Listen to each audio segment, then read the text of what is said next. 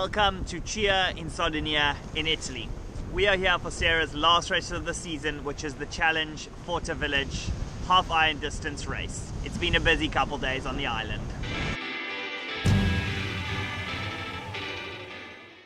On our way to registration, pick up them numbers.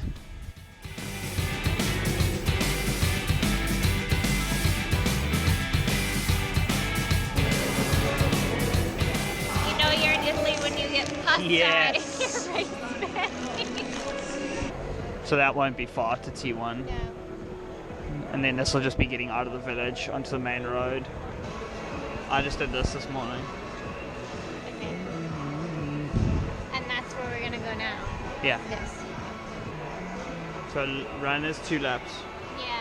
Registration is all done. We're just on our way to have a look at T1.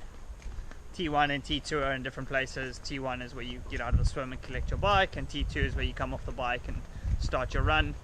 They are not particularly far apart, but they're not in the same place.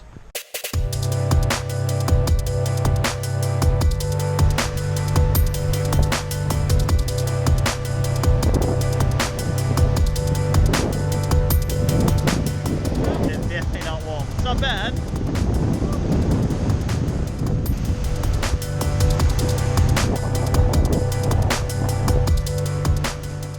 We're just doing a bit of a recon of like the important parts of the course. This is the first solid climb, which comes at about probably like 20 k's into the bike leg.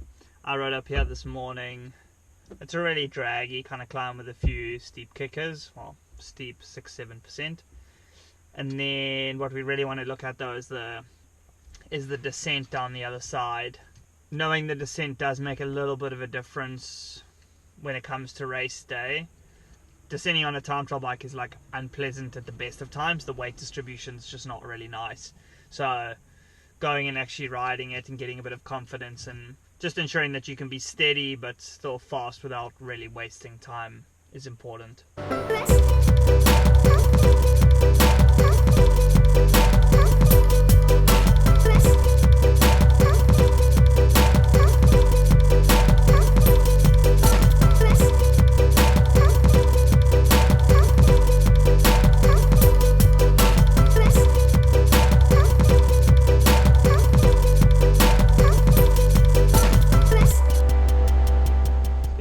So like it drags for a while, but then when you get to that blue sun where I was parked at the bottom there, the dome mist or whatever, that's where it really starts to go like kick up. But it's only like 1.5 kilometers of actual gradient, maybe 2. Like 6 or 7k descent, I think.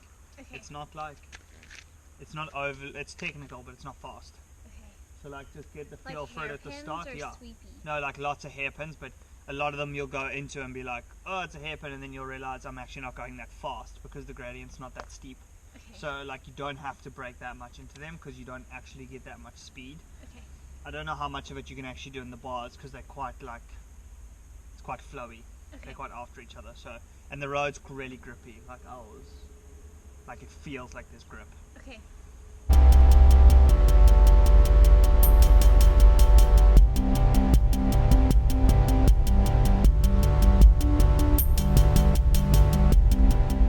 I see what you mean, like you brake and then you're like, oh. Yeah, because I can see you're braking through.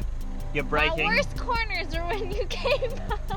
I know, but I can see you're braking and then halfway through you're realizing, oh, I'm going too slow, and you stop pedaling. So you can go faster through there. Yeah. Yeah, you get into it because it's definitely more technical lower down. Is it? Okay. Yeah. Yeah, that where we stopped. Yeah. That was a bit tricky. Anyway, okay, we're going to drive the rest of the route now. Back to Chia.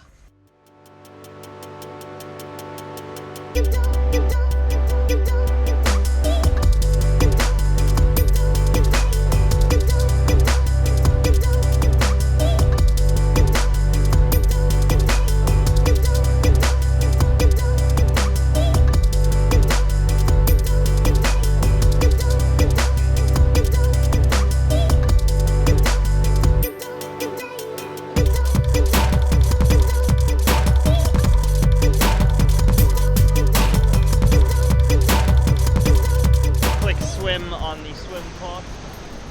The boys and stuff aren't really out yet, but it's like, it's a out, in, turn on the beach, out, and then back in kind of swim course. So it's a little bit complicated.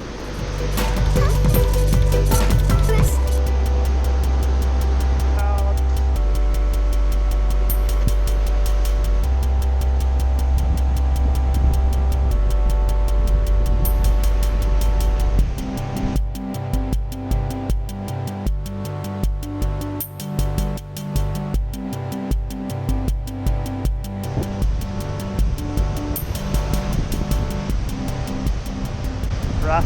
That was rough. Yeah, it looks rough. It's so windy. You're just like, you feel like you're swimming totally the wrong way, but you're going kind of straight.